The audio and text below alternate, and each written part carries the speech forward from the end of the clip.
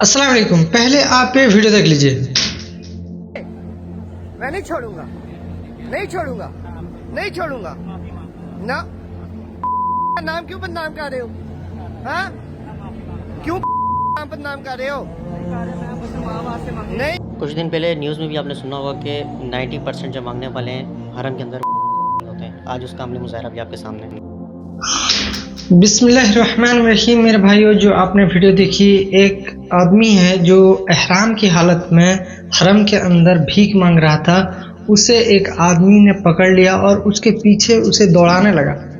वो जो है आदमी दौड़ के गया और जब उसके पीछे बिल्कुल आ गया तो उसने उसको हाथ जोड़ के मिन्नतें मांगी कि भाई वीडियो मत बनाओ, मुझे छोड़ दो। तो उन्होंने वीडियो बना के नेट पर चढ़वा दी। तो मेरे भाइयों, अभी जो मैं आपको वीडियो दिखाऊंगा इंजीनियर मोहम्मद अली मिर्जा साहब का, उससे पता चल जाएगा कि इस पे कौन सही कर रहा था, कौन गलत। वीडियो कंप्लीट एंड तक जरूर देखिए ताकि आपको पूरी बात समझ में आए। बिना किसी ताखीर के अल्लाह के नाम लेके शुरू करते हैं।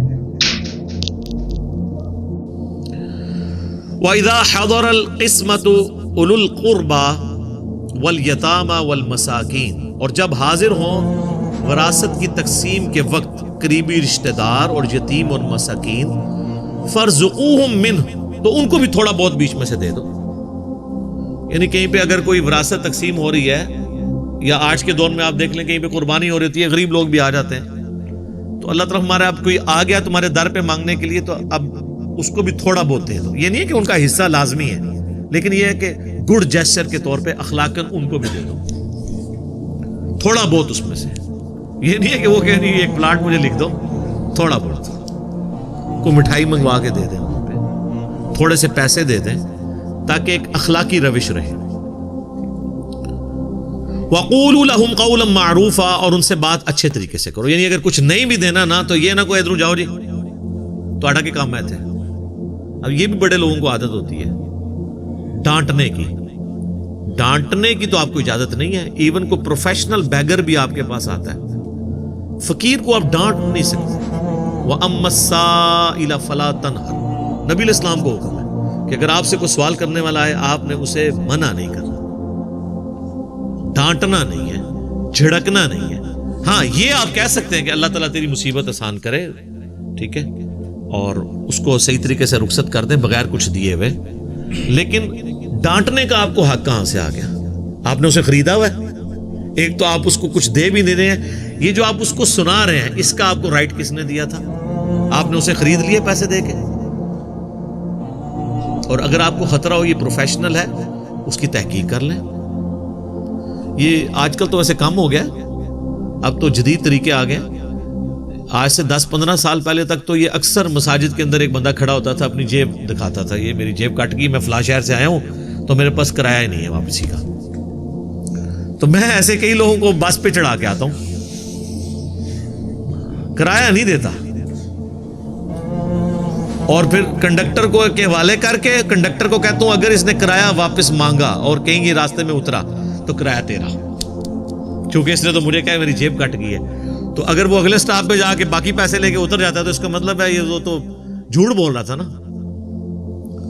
तो फिर आप मुझे बताएं वो कंडक्टर कभी उसको वापस करेगा किराया? ले लवे तो मुझे तो स्वाब मिल जाएगा। हमारी तो विन विन सिचुएशन है दोनों मामलात में। तो इस तरीके से आजकल तो उसके एडवांस तरीके आ रहे हैं। वो कहते हैं जी इजी लोड करवा दें, इजी पैसा भिजवा दें, बड़े बड़े तरीके बताते हैं। तो उसका तरीका यह है कि जो कह देना मेरी जेब कट गई है, तो उसको कहें कि भाई अपने घर से इजी पैसा करवा लो, तुम्हें फोन पे बात करवा देते हैं, जहां करनी है वहां से मंगवा लो, तुम्हारे भी तो पीछे कोई है ना, तो वो वहां से करवा देगा। हमने क्यों तुम्हें जो है वो इजी पैसा करवाने या पैसे देने। वल यख्शल्लज़ीना लौ तरकू मिन खल्फिहिम ज़ुर्रियतन ज़िआफ़ा, डर जाना चाहिए यतीमों के सरपरस्तों को कि वो ये तसव्वुर करें कि अगर वो अपने पीछे छोटे छोटे बच्चे छोड़ जाते, खाफू अलैहिम, तो वो खुद फिक्रमंद हो रहे होते उनके बारे में कि मेरे मरने के बाद मेरे बच्चों के साथ क्या होगा। तो ये फिक्र तुम्हें ना होती, तो अब दूसरों के बच्चों के बारे में भी ऐसा ही सोचो। वैसे ये सबसे बेस्ट तरीका है। अपने आप को जब दूसरी जगह रख के बंदा देखता है ना, तो फिर इंसान को समझ आती है। ہمارے حکمرانوں کو, ہمارے بڑوں کو کبھی بھی ہمارے ایشوز کا پتہ نہیں چل سکتا جب تک کہ وہ خود اس فیز سے نہ گزرے. میرے بھائی جس کے گھر یو پی ایس ہے اس کو کیا پتا کہ جب لوڈ شیڈنگ ہوتی ہے تو کتنے مسئلے شروع ہو جاتے ہیں. وہ تو کہے گا سب کچھ ہیپی ہیپی ہے, کوئی مسئلہ ہی نہیں ہے. اب جہاں پہ یو پی ایس نہیں ہے اور ان کے بچوں کے پیپرز ہو رہے ہیں اور رات کو 8-8 10-10 گھنٹے بجلی نہ آئے تو وہ بچے اب کیسے پڑھائی کریں گے. میں کہتا ہوں جی 1-2 دن کے لیے بھی اگر آپ تھوڑی سی اپنی روٹین چینج کریں نا تو آپ کو لوگوں کی تکلیف کا احساس ہی ختم ہو جاتا ہے.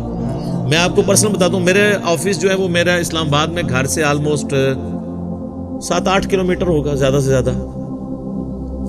تو میں موٹر بائک پہ میری روٹین. بیچ میں ایک عرصہ ایسا آیا کہ وہ سڑک کی کھدائی کی, انہوں نے نئی سڑک بنانی تھی.